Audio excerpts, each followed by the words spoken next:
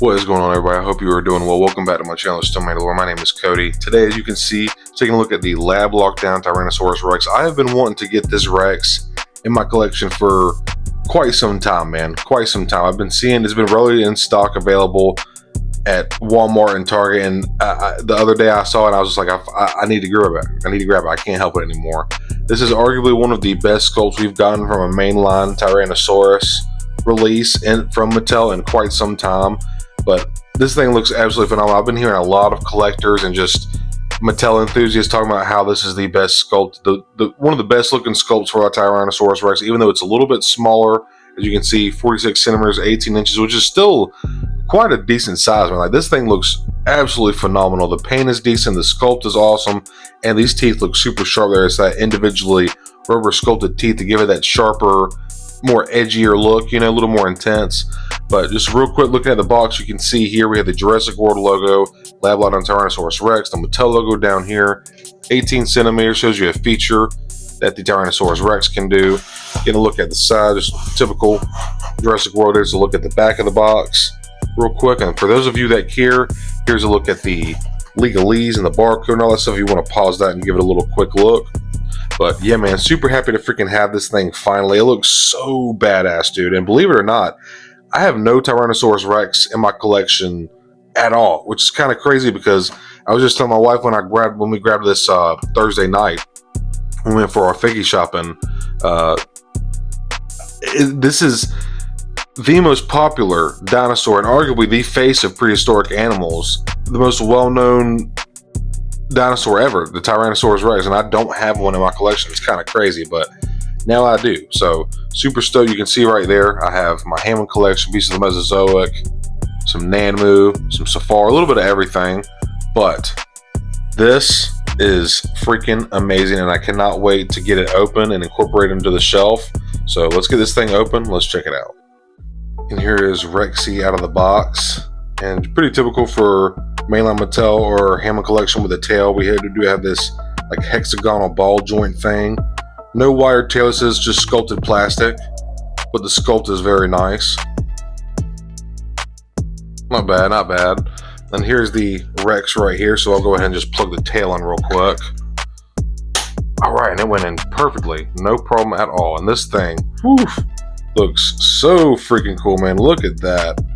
That is badass. So freaking awesome, man. So real quick, take a look at the sculpting real quick, and then we'll look at the articulation. And just look at the teeth here. Now you can see the sculpt, this little button right here that opens the mouth like so. And look at the inside of the mouth, man. The detail on there and the tongue.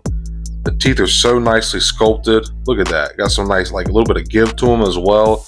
So you can put other dinosaur toys in this Tyrannosaurus's mouth, and it's not going to scratch the paint off or anything or like dull the teeth. Eyes looking nice. Nothing fancy, you know, it is just mainline Mattel, but it's still nice. Very nice sculpt. You can see all the like the osteoderm scales here on his eyes, the crest above his eyes, very nicely done. Really badass, solid, like bulky snout here. I like this sculpt a lot. Here's that like scaly reptilian skin. I mean, there is some like more of like a darker brownish black striping going all the way down the back of the figure.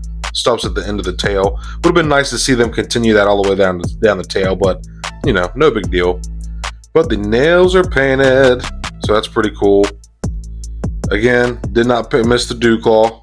Don't know why they keep doing that. I just don't. They sculpt the dew claw there, but then don't paint it. I just don't get it. And then the vestigial arms claws are not painted, so that's kind of a bummer. But that's just some black paint, and I might try to do that myself actually. Getting a look at the underside, you can just see it's another dark brown that kind of transfers to this like lightish brownish color. Like I was gonna say khaki, but like no, it's more like just like a light brown. But this thing looks freaking epic, dude. Look at that muscle here in the legs. Such a powerful animal, man. Absolute apex predator. So now getting onto the articulation, let's make sure I can see here. Here what I want to do. Camera might look a little funny for a minute, but just so I can get the articulation down and show y'all. So head goes down that much, up and down. There is a ball joint here at the neck, so you can get a little bit. Do you like eating Dilophosauruses? Yes. a little bit of side to side tilt as well. So with that ball joint, you're gonna get a lot of 360-degree range of motion there. The jaws open up about this far open. That's about as far as they go. So there's that. Chomp, chomp, chomp. And then getting down to the tail, again, that hex ball joint, so you can get a lot of 360-degree range of motion there. Leg kicks up about that far before the side of the calf or the thigh starts butting into his stomach here. He can go about that far with the kick back before it butts up into his calf to his patootie here. So that's nice. There's also a swivel here at the leg. And believe it or not, which I thought was kind of nice, there's actually a lot of lateral movement in this figure. Look at how much lateral range there is in the hips here. That's really nice, but the only thing is there's no tilt on his feet. So like if you wanted to get that wider stance, you can definitely do it, but then like look how he stands. Like his legs are not flat against, like flat on the table. They're like this. So with that being said, though, it's sculpted very nicely and it's flat, so I feel like you won't need to do that. But I feel like this right here, like see now it's flat because see how I put it out and it's look at that foot, how it's, I can stick my finger underneath there. But then when you close it back in, it's flat, good, just fine. Which is weird why they put that much lateral range in the hips and then didn't put a rocker in the ankle. So it's like you can use the range of the hips, but then when you do, the feet look funny because you can't adjust the tilt of the feet.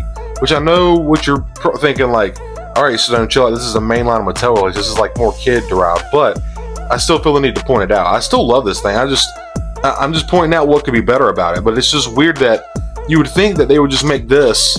And there is also a ratcheting joint in here in the legs. I don't know if you can hear that, but you can kind of see where it stops, which is just good, just to help support the weight of the figure itself.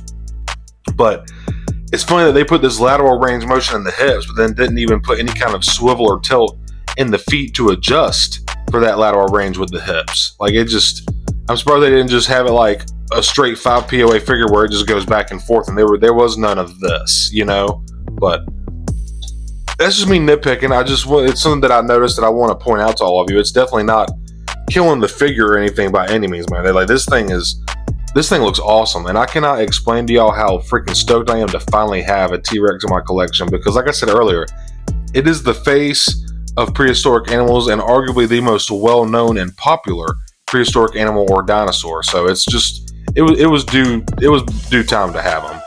There's a little hinge here in the arm that you can see right here. Arm comes up about there, goes down about that far.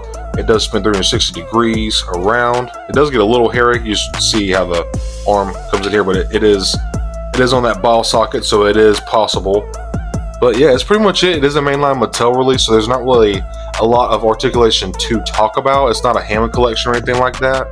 But man, this thing looks stellar. I'm so freaking glad to have it. The sculpt is freaking awesome, especially the head of the Tyrannosaurus Rex. The head is freaking amazing, dude. Sculpt is killer. The paint is decent. Articulation is something to leave something much to be desired, but that's to be expected with a mainline Mattel release. That's just how Mattel does their mainline stuff. They don't ever load it down with articulation. That's just not how they do things. But with that being said, y'all, I'm going to wrap up the video here. I hope you enjoyed that. One thing I almost looked over real quick was the size of the feet. They're much smaller, much more proportionate to how they should be. And I wanted to show you on the bottom. I like how they're putting these on the bottom of the feet now instead of like doing that weird little chip thing where you have to pull it out of the figure and it just breaks up the sculpt.